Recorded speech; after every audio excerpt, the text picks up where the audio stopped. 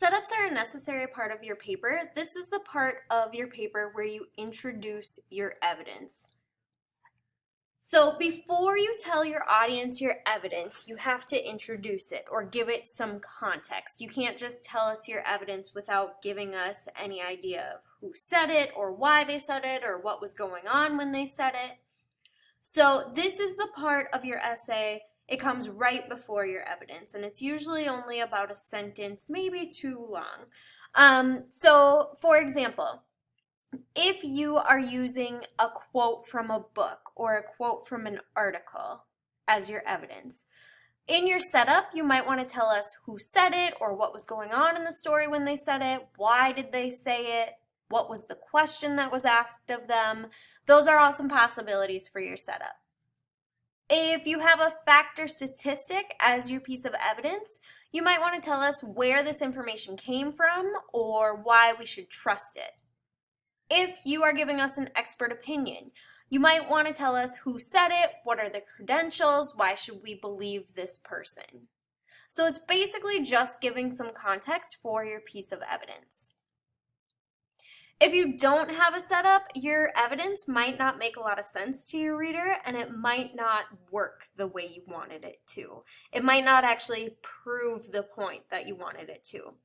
Your reader is probably going to get confused, which might lead them to think that you aren't trustworthy or believable because you've just confused them.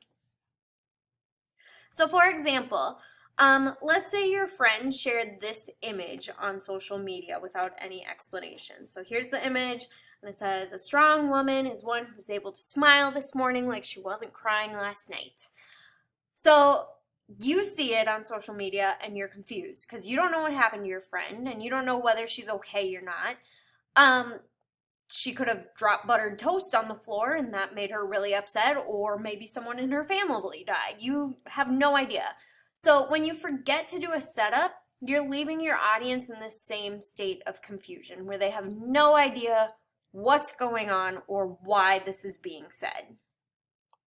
Your friend could easily clear up the confusion by adding some context. So for example, if she posted this with the caption, "Jiminy Bob and I broke up, but I can get through this," then you know why she is posting this "I'm a strong woman" meme.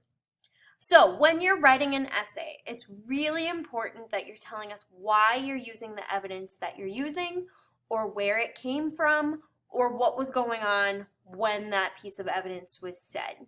Otherwise, you are leaving your audience in a confused state, and when the audience has to work too hard to try and understand what you're saying, you risk losing them, and you don't want to lose them if you're trying to convince them of something. So make sure that you are using setups.